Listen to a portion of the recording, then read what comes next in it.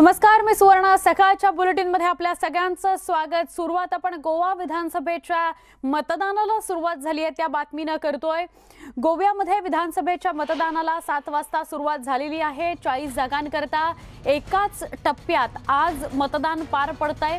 11 लाखांच्या वर मतदार आहेत जे आपला मतदानाचा हक्क आज बजावतील. सत्ताधारी भाजप विरुद्ध काँग्रेस अशीच लढत बघायला मिळते, पण इतर लहान पक्ष सुद्धा आहेत, त्यामुळे बहुरंगी लढत सुद्धा याला म्हणता येईल. सकाळी 7 वाजल्यापासून संध्याकाळी 6 वाजेपर्यंत मतदारांना आपला मतदानाचा हक्क बजावता येणार आहे. पण संध्याकाळी शेवटचा 1 तास म्हणजे 5 वाजल्यापासून 6 वाजेपर्यंत कोरोना संसर्ग बाधित मतदारांना त्यांचं मतदान करण्याची व्यवस्था निवडणूक आयोगाने केली आहे. त्याकरता पीपी किट, मास्क, हँडग्लोव्ज, सॅनिटायझर अशी सगळी प्रतिबंधात्मक उपाययोजना मतदान केंद्रांवर केली जाणार आहे. आज 14 फेब्रुवारी म्हणजेच व्हॅलेंटाईन डे आहे, त्यामुळे आज होणाऱ्या मतदानात मतदार राजा कोणत्या पक्षावर आणि उमेदवारांवर प्रेम दाखवतो हे 10 मार्चला निकालाच्या दिवशी स्पष्ट होईल. पण आज मतदानाचा दिवस आहे. गोवेकर कुणाला कौल देतात हे बघणं महत्त्वाचं आहे. मागच्या प्रचाराच्या काही काळामध्ये किंवा कालावधीमध्ये सगळ्याच पक्षांनी धुरळा उडवून दिलेला होता आणि विशेष करून काँग्रेस आणि भाजपनं खूप मोठ्या संख्येनं हजेरी लावत निवडणूक प्रचार केलेला होता.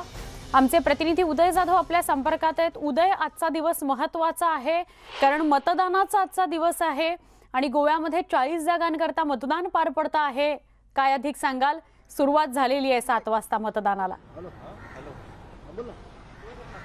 सुवर्ण, मी आता पणजीमध्ये आहे. पणजीच्या मतदार केंद्रांवरती मतदार जे आहेत ते आता हळूहळू येऊ लागलेले आहेत. गोवेकरांसाठी म्हटलं तर पुढील 5 वर्षासाठी गोवेकरांचं भविष्य जे आहे ते आजचं मतदान जे आहे ते ठरणार आहे. त्यामुळे मतदार किती मोठ्या संख्येने मतदानाला येतात हे देखील आपल्याला पाहावं लागणार आहे. दिवसभरामध्ये जर मतदारांची संख्या सर्वाधिक राहिली तर निश्चितच सर्वांना उत्सुकता राहील की गोवेकरांनी कोणाच्या पारड्यामध्ये मत टाकलेलं आहे. आज व्हॅलेंटाईन डे आहे, त्यामुळे मतदार राजा कोणाबद्दल प्रेम व्यक्त करतोय हे त्या मतपेटीतून येत्या 10 मार्चला म्हणजे निकालाच्या दिवशी स्पष्ट होईल. मात्र आज आपण पाहतोय की जसं मतदानाला सुरुवात झालेली आहे तसेच गोव्यातल्या अनेक भागांमध्ये म्हणजे ग्रामीण भागामध्ये देखील मतदान जे आहे ते आता हळूहळू सुरू होताना पाहायला मिळतं आहे. एकूण 40 विधानसभा मतदारसंघ आहेत गोव्यामध्ये आणि 40 विधानसभा मतदारसंघामध्ये हे मतदान जे आहे ते आता सुरू झालेलं आहे. आपण पणजीतल्या मतदार केंद्रावरती आहोत आणि ते माजी मुख्यमंत्री पर्रिकर यांचे आलेले उत्पल पर्रिकर इथे आलेले. आपण त्यांच्याशी बोलूया.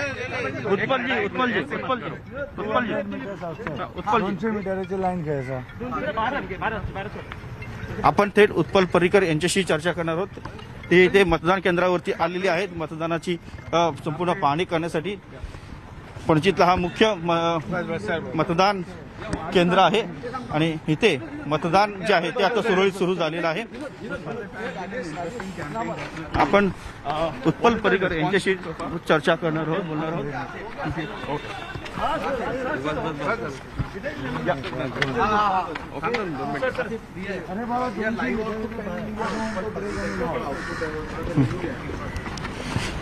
थोड्याच वेळात उत्पल पर्रिकर हे प्रसार माध्यमांशी बोलणार आहेत. त्यांचं काय मत आहे ते आपण थेट जाणून घेऊया. एक minute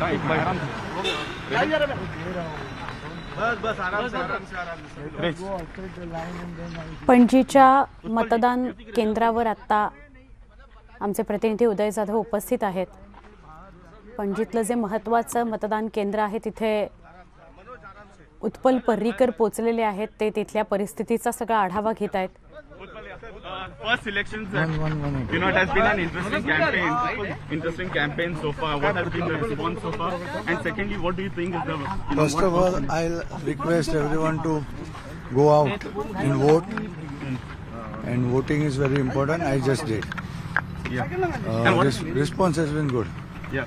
There are some, certain candidates that we're seeing, whether it is on the sitting... I cannot talk anything political. It's a voting day. Yeah. I can only say that I have got very good response, and I will request every person from Panji and Goa and wherever today the elections are happening to go and vote. Sir, Manohar पर्रिकरांचे जे चाहते होते ते तुमच्या उभे राहतात असं वाटतं तुम्हाला? नाही, मी आज इलेक्शन डे आहे. मी फक्त एवढीच अपील करू शकतो. बाकीच्या विषयावरती आज बोलता नाही येणार. वोट करावं सगळ्यांनी जाऊन, एवढीच अपील आहे. चांगला रिस्पॉन्स आहे. प्रत्येकाने पणजीच्या आणि गोव्याच्या आणि कुठे कुठे आज इलेक्शन्स आहेत देशभरात, त्यांनी प्रत्येकाने जाऊन वोट करावं. मी आत्ता केलं आहे. And voting is our chance to make the change. Change होणार काय ते? चेंज करायलाच वोटिंग असतं. थँक्यू. अजून और thank you. Because of election polling day, I can't talk much more than this. Okay, but one-on-one will you give us? Just No, separate. it's a polling day, right? So thank you, sir. मेरे साथ है उत्पल परिकर. उत्पल जी, ये बताइए कि किस तरीके से आज के दिन को देखते हैं? नहीं, आज एक डेमोक्रेसी में आज का सेलिब्रेशन का डे होता है. सब लोगों ने आके वोट करना चाहिए. पणजी के, गोवा के और जहाँ बाहर आज वोटिंग हो रहा है वहाँ के सभी लोगों ने आके वोट करना चाहिए. मैंने अभी वोट किया है. सो सब लोगों ने आके वोटिंग करना. क्या अपील करना चाहिए, खास करके विकास को मुद्दा बना करके बीजेपी चुनाव लड़ रही है? आप किस तरीके से लोगों से? आज पोलिंग डे है. आज सिर्फ मैं वोट करने का ही अपील कर सकता हूँ. उसके जो कैंपेन का अपील का सब लोगों के सामने मैंने मेरा विजन रखा है. उस पर वोट करेंगे. आज का अपील सिर्फ सबने आके वोट करना चाहिए. वोट फॉर चेंज आपने लगातार ये कहा है. नहीं, वोट चेंज के लिए होता है. तो everyone should come out end vote. बिल्कुल जिस तरीके से Just one. Just ready? You have just. पणजीमध्ये Utpal Parrikar आमचे प्रतिनिधी उदय जाधव यांच्याशी सविस्तर बोलले. उत्पल पर्रीकर असं म्हणाले की आजचा दिवस हा मतदानाचा दिवस आहे. मी पॉलिटिकल काहीही राजकीय काहीही बोलणार नाही. मात्र मी अशी विनंती आणि असं आवाहन नक्की करेन सगळ्या पणजी आणि गोव्यातल्या नागरिकांना आणि देशभरात जिथे जिथे निवडणूक आहेत तिथल्या नागरिकांना की जर तुम्हाला बदल हवा असेल, चेंज हवा असेल तर कुठल्याही परिस्थितीत मतदान करा. सकाळच्या पहिल्या सत्रात पहिल्या तासात स्वतः उत्पल पर्रीकर पणजीमध्ये मतदान केंद्रावर पोहोचले आणि त्यांना आपला मतदानाचा हक्क बजावला आहे. उदय, आभार. आपण सविस्तर माहिती दिलीत आणि उत्पल पर्रीकर यांच्याशी संवाद साधला त्याबद्दल. गोव्यातील पणजी मतदान केंद्रावर मतदानाला सुरुवात झाली. सध्या काही मतदारांनी आपला मतदानाचा हक्कही बजावलेला आहे. भारतीय भाषा सुरक्षा मंचचे सुभाष वेलिंगकर यांनी पणजीतल्या मतदान केंद्रावर सगळ्यात प्रथम जाऊन मतदान केलेलं आहे. यावेळी त्यांच्याशी संवाद साधला आमचे प्रतिनिधी उदय जाधव यांनी.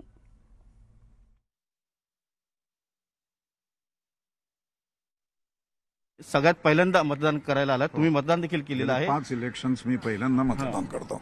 काय प्रतिक्रिया आहे? यावेळेचं कसं वातावरण वाटतंय? यावेळी वातावरण लोक भरपूर संतप्त आहेत. जनमानसात आक्रोश आहे. राजकारणात ज्या भ्रष्ट पद्धती आलेल्या आहेत, ट्रेडिशन्स आलेले आहेत, त्याच्याबद्दल जनतेला भरपूर आक्रोश आहे. आणि त्यामुळे असं वाटतं एकूण गोव्याचा फेरफटका केल्यानंतर की कुठल्याही एका पार्टीला सत्ता नाही मिळणार. त्रिशंकू विधानसभा असेल. 2017ला जशी परिस्थिती निर्माण झाली तशीच आता देखील परिस्थिती निर्माण होईल. हो, आताही परिस्थिती निर्माण होईल. कारण त्यावेळेला मनोहर पर्रीकर यांचा चारिझमा असताना देखील 28 येणार आपले म्हणून सांगत होते. पण प्रत्यक्षात लोकांनी धडा शिकवला आणि 13 निवडून आले. त्यावेळेला गौड मंगल करून त्याने सरकार बनवलं. यावेळेला ते शक्य होणार नाही अशी एकूण परिस्थिती आहे. पण त्या परिस्थितीची तयारी देखील आता सत्ताधारी पक्षाकडून केली जात आहे की जर का 4-5 आमदार किंवा 2-3 आमदार कमी पडले तर अपक्षांची मोठ बांधायची किंवा इतर लहान पक्षांची मोठ बांधून सत्ता मिळवायची अशी देखील तयारी सुरू आहे. हो, ते साहजिकच ते करणं भाग आहे. कारण लोकांनी इलेक्शनसाठी जनतेचा पैसा खर्च झालेला आहे आणि त्यामुळे एकदा सत्तेत आल्यानंतर मेजॉरिटी पार्टी जी असेल त्यांनी बाकी लहान पक्षांचं सहकार्य घ्यायला पाहिजे. फक्त वाईट गोष्ट अशी आहे की खरेदी करणं आमदार दुसऱ्या पक्षातून पक्षांतर करून आपल्या पक्षात घेणं ही वाईट पद्धती आहे. ती होता कामा नये असं वाटतं. तरी काही नवीन पक्ष यंदा खास करून तृणमूल काँग्रेस पक्ष जो आहे तो इथे नशीब आजमावत आहे. त्याबद्दल काय वाटतं आणि आपबद्दल काय वाटतं? नाही, आप हा काही वर्षांपासून काम करत आहे. तृणमूल याच निवडणुकीत रिंगणात उतरलेला आहे. असं वाटतं की आहे प्रचार वगैरे मोठ्या पद्धतीने केलेला आहे. पण एखादी दुसरी जागा आपला मिळू शकेल और तृणमूलला खातंही उघडता येणार नाही अशा प्रकारची परिस्थिती आहे. मॅक्झिमम एक आमदार निवडून येऊ शकतो साऊथ गोवातला, अशा पद्धतीची स्थिती आहे. पण सध्या जे सर्वसामान्य गोवेकर आहेत, मतदार आहेत, त्यांना विकास हवा आहे, त्यांचं पर्यटनचा चालना मिळेल असं हवं आहे. अनेक पक्षांनी अनेक वादे केले, अनेक जाहीरनामे देखील प्रसिद्ध केलेले आहेत. सर्वसामान्य गोवेकरांचं काय मत आहे तुम्हाला वाटतं? नाही, गोवेकरांना शुद्ध पक्ष पाहिजे, विचारांवर प्रेम करणारा पक्ष पाहिजे, पक्षाशी एकनिष्ठा असलेले लोक पाहिजेत आणि जनतेला न फसवणारं गव्हर्नमेंट पाहिजे. दुर्दैवाने हे आता काही दिसत नाही. फसवणूक आणि फसवणूक अशा पद्धतीचा व्यवहार जो आहे गेली कित्येक वर्ष जनतेला पाहायला मिळतो. व्हिडिओ जर्नलिस्ट संदीप मोरेसह उदय जाधव, न्यूज 18 लोकमत, पणजी, गोवा. गोव्यात महिलांकरता खास पोलिंग बूथ तयार करण्यात आलाय. पिंक पोलिंग बूथ तयार करण्यात आलेला आहे, त्याचा आढावा घेतला आमच्या प्रतिनिधींनी. मतदानाला जोरदार सुरुवात झालेली आहे. पहाटे 6:30 वाजल्यापासून अनेक गोवेकर जे आहेत त्यांनी मतदान केंद्राबाहेर रांग लावायला सुरुवात केलेली आहे. इथं जर तुम्ही रांग पूर्ण पाहिली तर ही गोव्यातल्या पणजी येथील PWDची सार्वजनिक बांधकाम विभागाच्या खात्याची ही इमारत आहे आणि या इमारतीच्या ह्याच्यामध्ये 4, 5 आणि 6 3 असे मतदान केंद्र आहेत. ज्या मतदान केंद्रावरती मोठ्या प्रमाणात आपण पाहिलं तर सकाळी जे मॉर्निंग वॉकला आलेले आहेत, विशेष करून ते मॉर्निंग वॉक करून झाल्यानंतर आपला मतदानाचा हक्क बजावत आहेत. प्रिकॉशन्स म्हणून म्हणजे काळजी म्हणून प्रत्येक व्यक्तीचं टेम्परेचर चेक केलं जातं, त्यांनी मास्क घातले की नाही हे चेक केलं जातं. त्याच पद्धतीनं हा प्लास्टिकचा हँडग्लोव्ह जो आहे तो दिला जातोय, कारण का वोटिंग मशीनवरती संपर्क येणार, तिथं स्पर्श येणार आणि कुठे त्यामुळे लोकांना कुठलाही रोग किंवा कुठल्याही रोगाचा प्रसार होऊ नये याकरता पूर्ण काळजी घेतलेली आहे. हे तुम्ही सगळे इथे पाहिलं असेल की पिंक फुगे लावलेले आहेत, म्हणजे गुलाबी फुगे लावलेले आहेत. पिंक पोलिंग स्टेशन असं या मतदान केंद्राला मतदान निवडणूक आयोग जो आहे त्यांच्यामार्फत नाव दिलं गेलेलं आहे. याची खासियत म्हणजे इथं असलेले जे सुरक्षा रक्षक आहेत त्या देखील महिला आहेत आणि जर आपण आतमध्ये नजर टाकली तर सर्व महिला ज्या आहेत या म्हणजे जे निवडणूक कर्मचारी आहेत या सर्वच महिला आहेत आणि त्यांनी एक संदेश देण्याकरता, महिला सशक्तीकरणाचा संदेश देण्याकरता सर्व महिलांनी गुलाबी ड्रेस घातलेले आहेत. कर्टन असतील किंवा संपूर्ण डेकोरेशन जे आहे हे एक महिलांसाठी, महिलांच्या सन्मानाकरता हे सगळं जे आहे ते सजावट जी आहे ती करण्यात आलेली आहे. निवडणूक आयोगातर्फे हा सगळा हे सगळी सजावट जी आहे किंवा सगळी संकल्पना जी आहे ती राबवली गेलेली आहे आणि जवळपास 105 संपूर्ण गोव्यामध्ये 105 पिंक पोलिंग स्टेशन म्हणजेच महिलांकरता, म्हणजे महिलांसाठी आणि विशेष करून महिला कर्मचारी असलेल्या सगळे जे कर्मचारी आहेत त्यांच्यासाठी स्पेशली ते काम करतात अशा हे सगळं मतदान केंद्र जे आहेत ते उभारण्यात आलेलं आहे. आणि सर्व महिला कर्मचारी बाहेर, तुम्ही पुन्हा सांगतो, बाहेर ज्या सुरक्षा रक्षक आहेत त्या देखील महिलाच आहेत. म्हणजे पूर्णतः महिला हा संपूर्ण मतदान केंद्र जो आहे तो हाताळतायत. इथे येणाऱ्या प्रत्येक मतदाराला सुरुवातीपासून कसं मतदान केलं पाहिजे याची माहिती दिली जाते आणि त्यानंतर केलं जाते. सर्व करतायत आणि म्हणजे सगळं जे काही मतदान केंद्रामध्ये काम चालू आहे हे पार पाडण्याकरता सर्व महिलाच कर्मचारी ठेवण्यात आलेले आहेत आणि हे सगळं पाहता मतदारांना देखील या संकल्पनेचं कौतुक त्यांनी केलेलं आहे. निवडणूक आयोगाचे आभार देखील मानलेले आहेत. पुढे जर्नलिस्ट अरुण पेडणेकरसह अजित मांढरे, न्यूज 18 लोकमत, पणजी. उत्तराखंड राज्यातही आज मतदान पार पडतंय. उत्तराखंडच्या 70 जागांकरता एकाच टप्प्यात मतदान पार पडतंय. उत्तराखंडमध्ये 81 लाख मतदार आपला मतदानाचा हक्क बजावणार आहेत, तर उत्तर प्रदेशमध्ये दुसऱ्या टप्प्यातील 55 जागांवर मतदान पार पडतंय. यूपीतील म्हणजेच उत्तर प्रदेशातील 55 पैकी किमान 25 जागांवर मुस्लिम समाजाचे आणि 20 जागांवर दलित समाजाची मतं महत्त्वाची आहेत. दुसऱ्या टप्प्यासाठी उत्तर प्रदेशात 1.8 कोटी पुरुष आणि 94 लाख महिला आणि 1269 तृतीयपंथी मतदार आपला मतदानाचा हक्क बजावणार आहेत. थेट जाऊया आमचे प्रतिनिधी प्रशांत लीला रामदास यांच्याकडे. प्रशांत, 7 वाजता मतदानाला सुरुवात झाली असेल. पहिल्या टप्प्यामध्ये साधारण काय अंदाज, म्हणजे पहिल्या तासावरून पहिल्या टप्प्यात किती मतदान होईल, किती साधारण गर्दी होईल असा अंदाज वर्तवू शकतो आपण? सुवर्णा, पहिल्या टप्प्यामध्ये जर बघितलं तर साधारणतः 66% हे मतदान झालं होतं उत्तर प्रदेशामध्ये. त्यानंतर आता आज त्यांचा दुसरा टप्पा आहे उत्तर प्रदेशाचा. सोबतच गोव्याच्या संपूर्ण विधानसभेच्या जागा आहे आणि उत्तराखंडच्याही 70 जागांसाठी मतदान होत आहे. उत्तराखंडचं सकाळी 8 वाजता मतदानाला सुरुवात झाली आहे. उत्तर भारतातलं जे थंडीचं कडाक्याचं वातावरण बघता आणि अनेक भागात बर्फवृष्टी आहे आणि अनेक भागात बर्फ देखील पडत आहे. अशा सगळ्या पार्श्वभूमीवरती उत्तराखंडमध्ये 8 वाजता मतदानाला सुरुवात झाली आहे आणि या उत्तराखंडमध्ये साधारणतः 632 उमेदवार रिंगणात आहे आणि 70 जागांसाठी मतदान होत आहे. तर जर बघितलं तर उत्तर प्रदेशातले जे प्रमुख जिल्हे आहेत जे मुस्लिम बहुल आहे, ज्यामध्ये सहारनपूर, बिजनौर, सोबतच मुरादाबाद, संभल, रामपूर, अमरोहा, बदायूं, बरेली आणि शहाजहाँपूर हे जे 9 जिल्हे आहे, या 9 जिल्ह्यांमध्ये मुस्लिम आणि दलित मतदारांची संख्या बऱ्यापैकी आहे.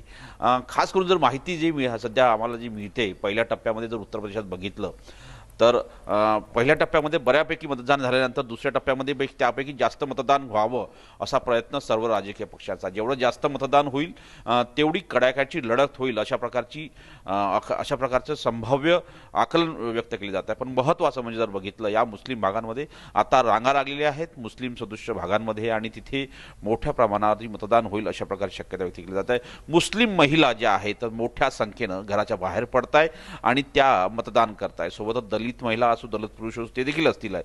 पण या सगळ्या भागांमध्ये सरळ जी लढाई आहे ती समाजवादी पक्ष विरुद्ध भारतीय जनता पक्ष अशी तुल्यबळ लढाई आहे. कारण की गेल्या वेळी या भागामध्ये बऱ्यापैकी उमेदवार हे समाजवादी पक्षाचे निवडून आले होते आणि भारतीय जनता पक्षाला इथे पिछाडीवर असते. पण या सगळ्या पार्श्वभूमीवर जर बघितलं तर यावेळेस जास्तीत जास्त जागा कशा पटकवायच्या अशा दोन्ही पक्षांचा प्रयत्न सुरू आहे.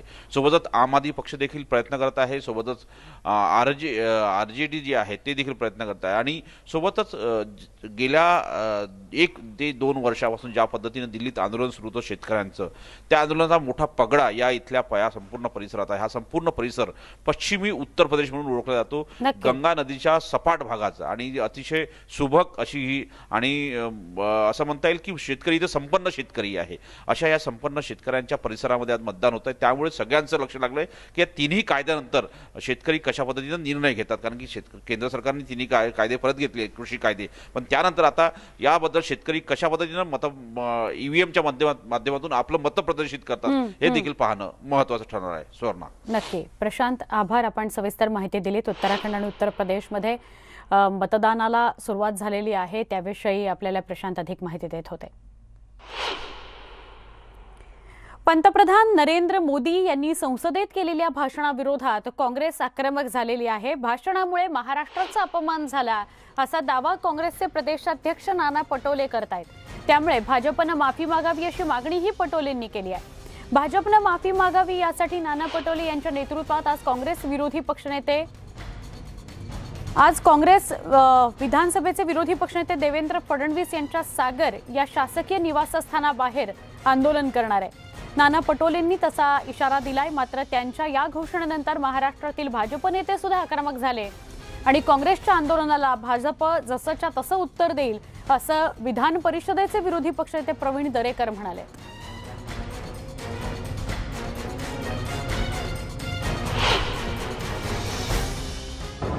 माफी मांगो आणि अब मोदी जी ये नहीं चलेगी, इस तरह की बकवास, इस तरह की या अशा पद्धतीची भूमिका घेऊन काँग्रेस राज्यातल्या केंद्राच्या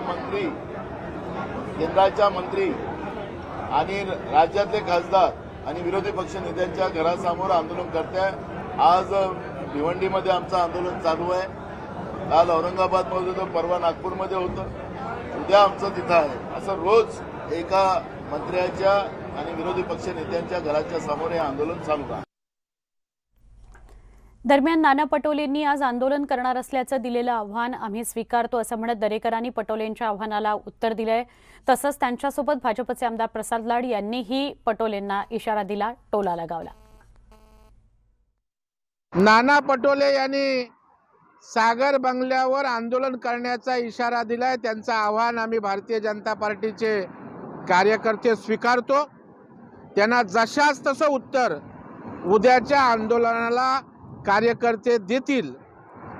आणि नानाच्या आंदोलनाच्या खुणा प्रति आंदोलनानं त्या ठिकाणी उमटतील। भारतीय जनता पार्टीचे कार्यकर्ते कुठेही मागे राहणार नाहीत, याची दखल संबंधितांनी घ्यावी।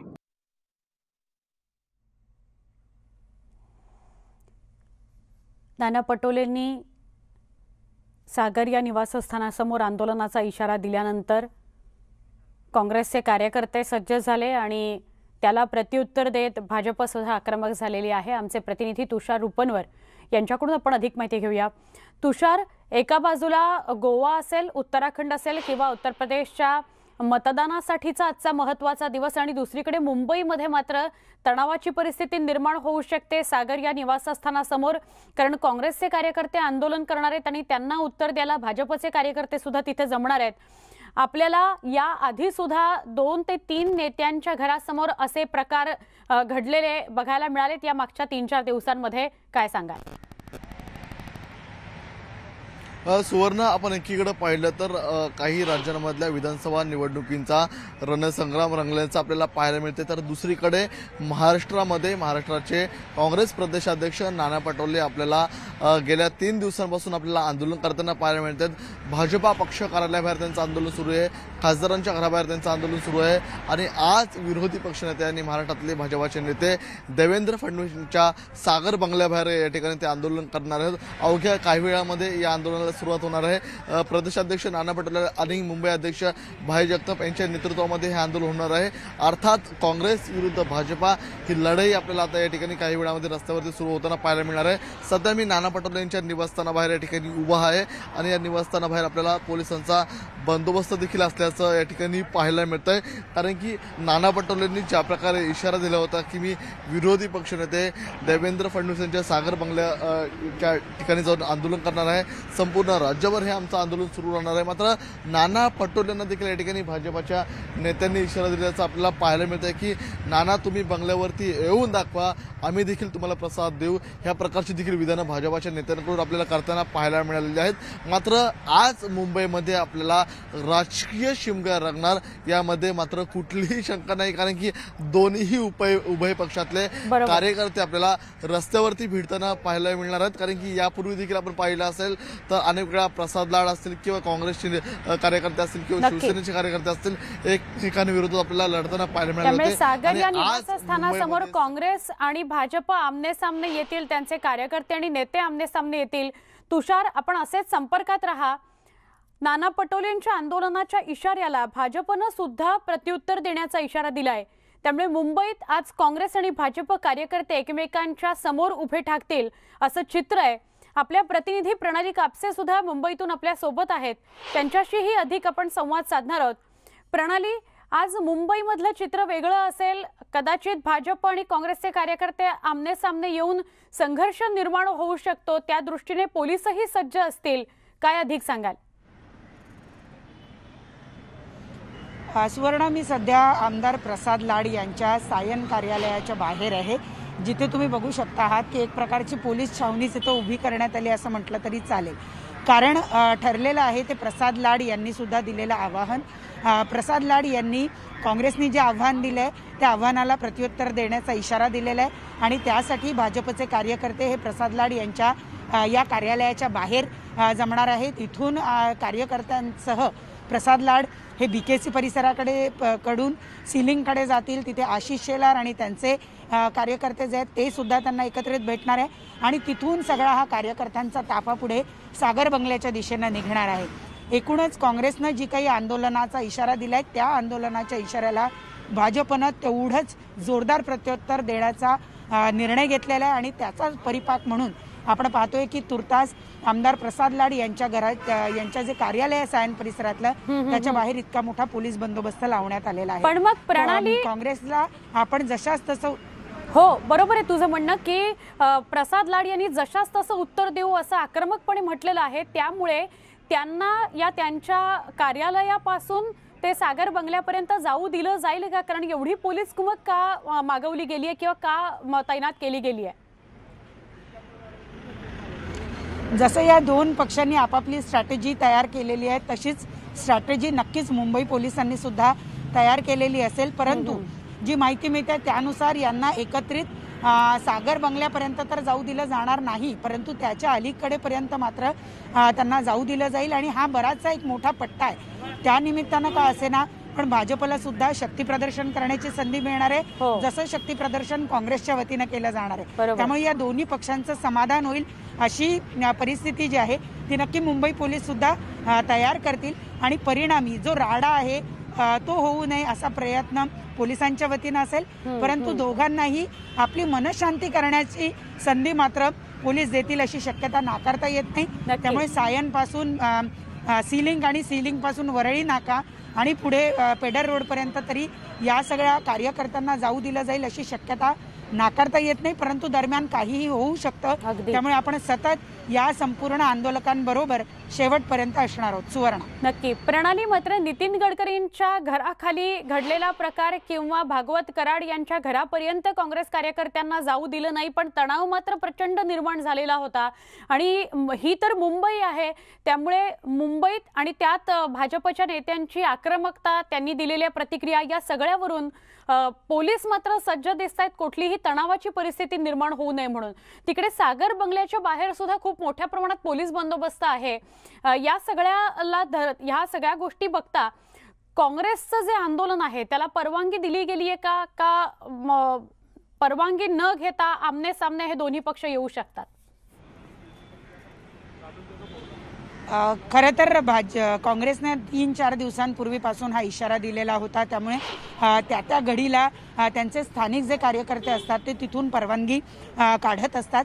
आजच्या आंदोलनासाठी सुद्धा परवानगी नक्कीच काढली असेल, परंतु भाजपनं जे उत्तर द्यायला निर्णय घेतलेला आहे त्याची सुद्धा परवानगी एखाद वेळेला काढण्यात नक्कीच आलेली असेल. परंतु मुळात जर आपण बघितलं तर या सगळ्या राड्याला किंवा या आंदोलनाला पार्श्वभूमी आहे ती ज्या सगळ्या महानगरपालिका निवडणुका होऊ घातल्या आहेत त्याची. ही सगळी रणधुमाळी जी आहे ती या निवडणुकांची आहे. प्रत्येक पक्ष आपली ताकद दाखवण्याचा प्रयत्न या निमित्तानं करत असतो आणि त्यामुळे भाजप आणि काँग्रेस या निमित्तानं मुंबईच्या रस्त्यावर एकमेकांच्या समोर उभे ठाकलेले आपल्याला आजच्या दिवशी दिसणार आहेत. सुवर्ण नक्की. प्रणाली, आभार, आपण सविस्तर माहिती दिली त्याबद्दल. आणि तुषार, आपलेही आभार, आपण माहिती दिली त्याबद्दल. आमचे प्रतिनिधी तुषार रुपनवर हे देवेंद्र फडणवीस यांच्या निवासस्थानाबाहेर सागर या निवासस्थाना इथून परिसरातून आपल्याला अधिक माहिती देत होते. आणि प्रणाली, प्रसाद लाड यांचं सायनचं जे कार्यालय आहे त्याच्या बाहेर कशा छावणीचं स्वरूप आलेलं आहे त्याविषयी आपल्याला सांगत होत्या. एक छोटासा ब्रेक घेऊया. दिवसभरातल्या मुंबईतल्या घडामोडी असोत किंवा इतर राज्यांमधल्या निवडणुकांसंदर्भातल्या घडामोडी असोत तुमच्यापर्यंत पोहोचवत राहणार.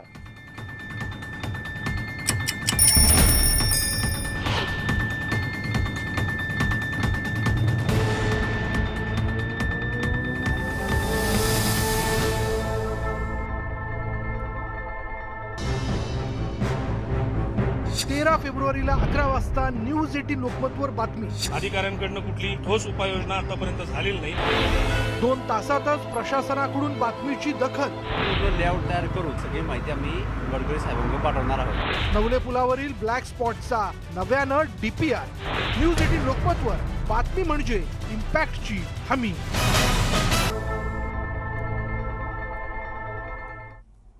बुलेटिनमध्ये पुन्हा एकदा स्वागत. बातमी आपण नाशिकमधून बघणार आहोत. नाशिक जळीतकांड प्रकरणातील गोरख बच्चाव या तरुणाचा उपचारादरम्यान मृत्यू झालाय. प्रेम प्रकरणामधून शुक्रवारी गोरखची प्रियसी आणि तिच्या कुटुंबियांनी मुलाला बेदम मारहाण केली आणि गोरखला जिवंत जाळण्याचा प्रयत्न केला होता. त्यात उपचारांसाठी नाशिक जिल्हा रुग्णालयात त्याला दाखल करण्यात आलं. या प्रकरणी पोलिसांनी मुलीसह आई वडील आणि तिच्या भावाला अटक केली आहे आणि त्यांच्यावर खुनाचा गुन्हा दाखल करण्यात आलेला आहे.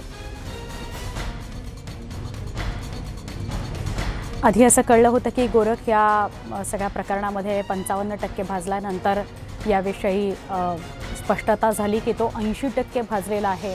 त्यामुळे त्याच्यावर शर्थीचे प्रयत्न करण्यात आले की तो वाचू शकेल. मात्र उपचारादरम्यान त्या मुलाचा मृत्यू झालाय, गोरखचा मृत्यू झालाय. आमचे प्रतिनिधी लक्ष्मण घाटोळ यांच्याकडून अधिक माहिती घेऊया. लक्ष्मण, गोरख बच्चावचा मृत्यू झालेला आहे. या प्रकरणाने नाशिकमध्ये खळबळ उडवून दिलेली होती. काय अधिक सांगाल या सगळ्या प्रकरणाविषयी? गोरख बच्चाव या तरुणाची मृत्यूशी सुरू असलेली झुंज अखेर अयशस्वी ठरलेली आहे. आज पहाटे त्याचा मृत्यू झाल्याची माहिती जी आहे ती डॉक्टरांनी दिलेली आहे. खरं तर ज्या दिवशी ही घटना घडली त्या दिवशीच तो 70 ते 80% इतका भाजला होता आणि यानंतरच त्याला तिथल्या स्थानिक रुग्णालयात दाखल करण्यात आलं होतं. मात्र स्थानिक रुग्णालयातील डॉक्टरांनी देखील त्याची प्रकृती चिंताजनक असल्याचं सांगून त्याला नाशिकच्या जिल्हा रुग्णालयामध्ये उपचारासाठी हलवलं होतं आणि आज पहाटेच्या दरम्यान त्याची प्राणज्योत जी आहे ती मावलेली आहे. या संपूर्ण प्रकरणामध्ये पोलिसांनी आतापर्यंत 5 आरोपींना अटक केलेली आहे, ज्यामध्ये ज्या मुलीबरोबर त्याचे प्रेम संबंध होते ती कल्याणी नामक मुलगी, तिची आई, वडील आणि तिचे 2 भाऊ असे 5 आरोपी पोलिसांनी त्याच वेळेला अटक केले होते आणि या सर्व आरोपितांविरोधामध्ये गुन्हे दाखल करण्यात आले होते.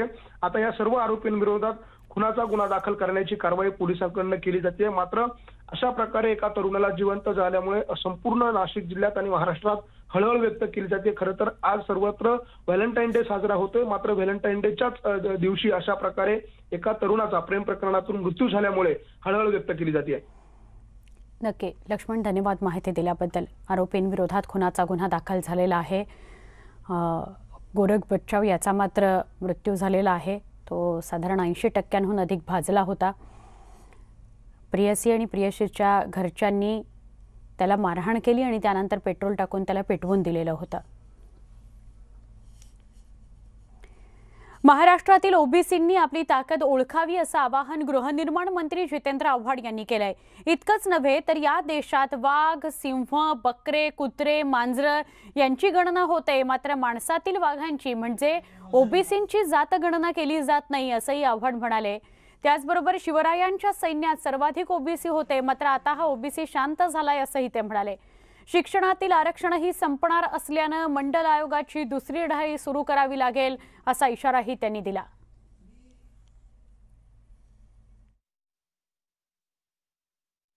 ही नवीन पिढीची लढाई आहे. कालच तेजस्वी यादवने मागणी केली आहे की जातीनुसार जनगणना झालीच पाहिजे. अरे कुत्र्यांची होते, वाघाची होते, सिंहाची होते, बकऱ्यांची होते,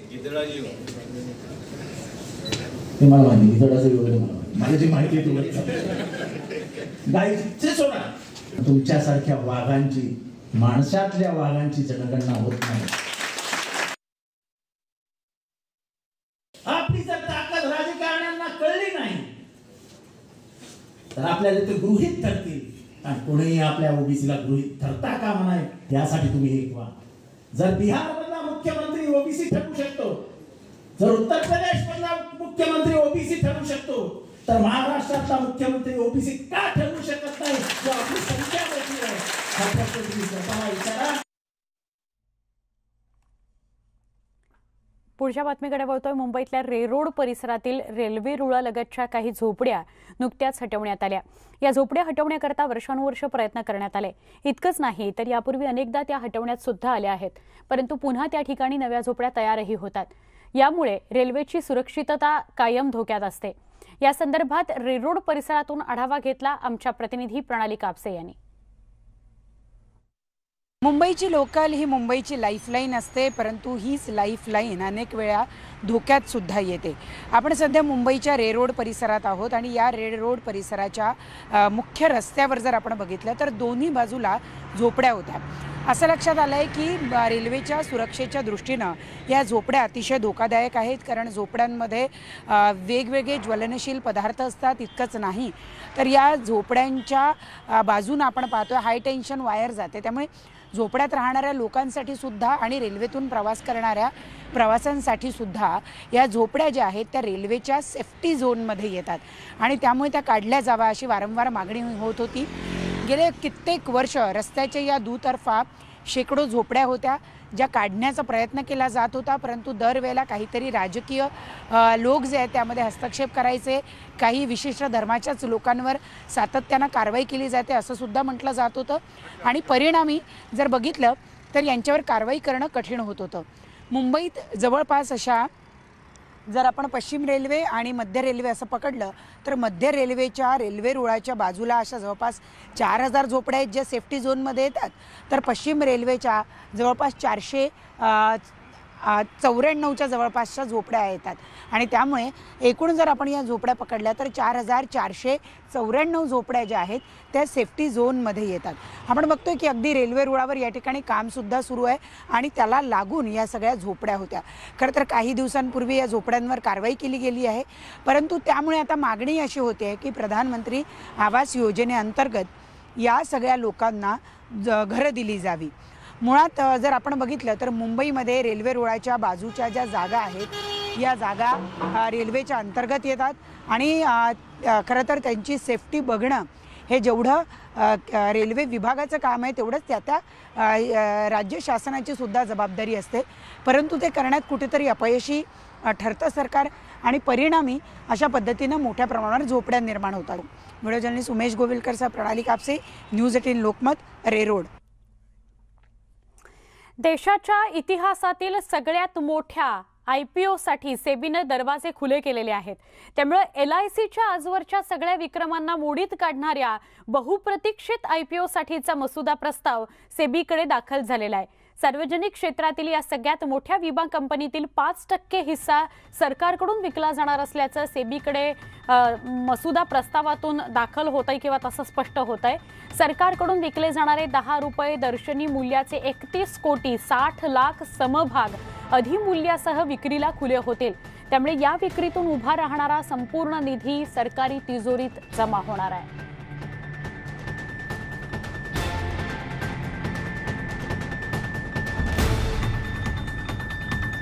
या सगळ्या घडामोडींसह बुलेटिनमध्ये इथेच थांबणार आहोत. कोरोनाचे नियम पाळायला विसरू नका, कारण कोरोनाचे रुग्ण कमी प्रमाणात जरी सापडत असले तरी सुद्धा सापडत आहेत. त्यामुळे कोरोनाशी 2 हात करण्याकरता काळजी स्वतःचीही घ्या आणि इतरांचीही घ्या. news18lokmat.com या यूट्यूब चॅनलला सबस्क्राईब करा. फेसबुक आणि ट्विटरवर फॉलो करा, जेणेकरून सगळे ताजे घडामोडी ताजे अपडेट्स तुमच्यापर्यंत पोहोचत राहतील. पहा फक्त न्यूज 18 लोकमत.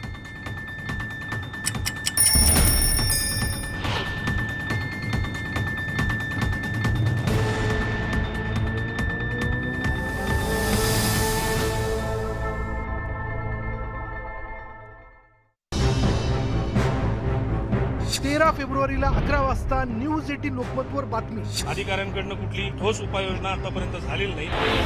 2 तासातच प्रशासनाकडून बातमीची दखल.